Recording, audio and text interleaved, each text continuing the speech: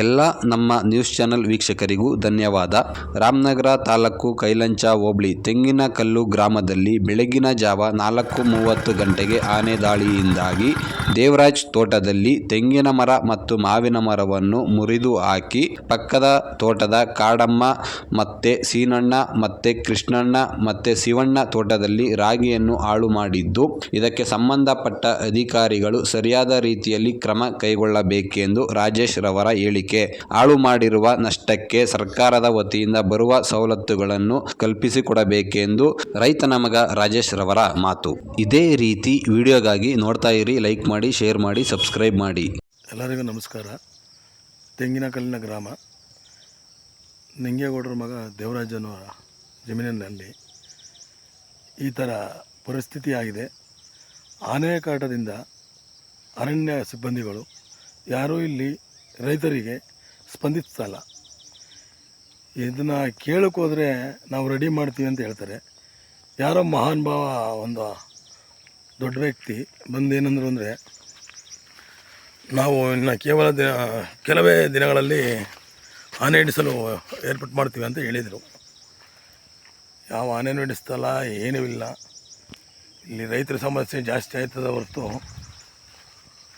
ಆನೆಗಳ ಕೊಟ್ಲಿ ಜಾಸ್ತಿ ಆಯ್ತದೆ. ಆನೆ ಯಾವ ಬೆಳೆ ಸಾಕಿದ್ರೂ ಉಳಿತಲ್ಲ. ತೆಂಗು, ಮಾವು, ಪ್ರತಿಯೊಂದು ರಾಗಿ ಯಾವುದನ್ನೂ ಬೆಳೆಯೋಕ್ಕಾಯ್ತಲ್ಲ ಈ ರೈತ.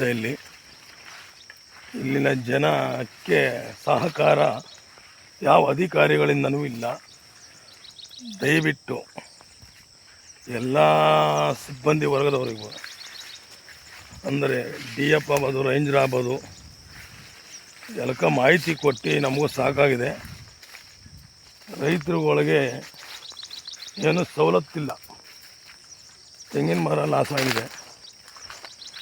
ಇಲ್ಲಿ ರಾಗಿ, ಈ ಬಡ ರೈತ ರಾಗಿ ಬೆಳೆದು ಏನೂ ಸಿಗ್ತಾಯಿಲ್ಲ, ಎಲ್ಲ ಹಾಳು ಮಾಡ್ತಾಯಿದೆ. ಮಾವು ಮುರಿದಿದೆ. ಎಲ್ಲ ಪ್ರತಿಯೊಂದೂ ಥರ ಹಿಂಗಾಗಿದೆ. ಈಗ ನಾವು ಎಷ್ಟೇ ನಮ್ಮ ಅಧಿಕಾರಿಗಳಿಗೆ ಹೇಳ್ತಾಯಿದ್ರು ಯಾರು ಇದು ಮಾಡ್ತಾಯಿಲ್ಲ.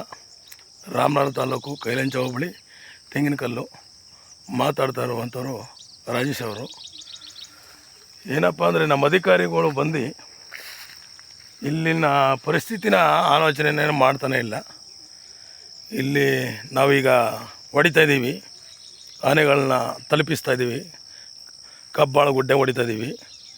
ಈ ರಾಮನಗರದ ಈ ಕಡೆಯಿಂದ ಬಂದಿದೆ, ಆ ಕಡೆಯಿಂದ ಬಂದಿದೆ ಅಂತ ಹೇಳ್ತಾನೆ ಸಬೂಬು ಹೇಳ್ತಾ ರೈತರಿಗೆ ಮೋಸ ಮಾಡ್ತಾ ಅಧಿಕಾರಿಗಳು ಕಣ್ಣೀರು ವರ್ಷಕ್ಕೆ ನೂರಾರು ದಾರಿಗಳ ಐಡಿಯಾಗಳು ಮಾಡ್ಕೊಂಡಿವರು ಯಾವುದನ್ನೂ ಸ್ಪಂದಿಸ್ತಾ ಇಲ್ಲ. ಈ ರೈತರನ್ನ ಸಮಸ್ಯೆನ ಯಾರು ಬಗೆಹರಿಸ್ತಾರೆ ಅಂತ ನಾನು ಇನ್ನೂ ಗೊತ್ತಾಯ್ತಲ್ಲ. ಈ ಅಧಿಕಾರಿಗಳು ನಮ್ಮ DF ಆಗ್ಬೋದು, ರೇಂಜರ್ ಆಗ್ಬೋದು, ವರ್ಗದ ಸಿಬ್ಬಂದಿಗಳಾಗಿರ್ಬೋದು, ಯಾರೂ ಬಂದು ಇಲ್ಲಿ ವಿಚಾರಗಳು ಮಾಡ್ತಾಯಿಲ್ಲ. ದಯವಿಟ್ಟು ಇದನ್ನು ಮಾಡಬೇಕು ಅಂತ ಕೇಳ್ಕೊಂಡಿರೋ ರೈತರು ಯಾರೂ ಬಂದು ಮಾಡ್ತಾಯಿಲ್ಲ. ಯಾವುದೋ ಒತ್ತಡದಿಂದ ಬಂದು ಹಳ್ಳಿಗೆ ಮರಿ ನೋಡ್ಕೊಂಡು ಹೋದ್ರು ಆನೆ ಹಿಡಿಸ್ತೀವಿ ಅಂತ. ಆನೆನೂ ಹಿಡಿಸ್ಲಿಲ್ಲ.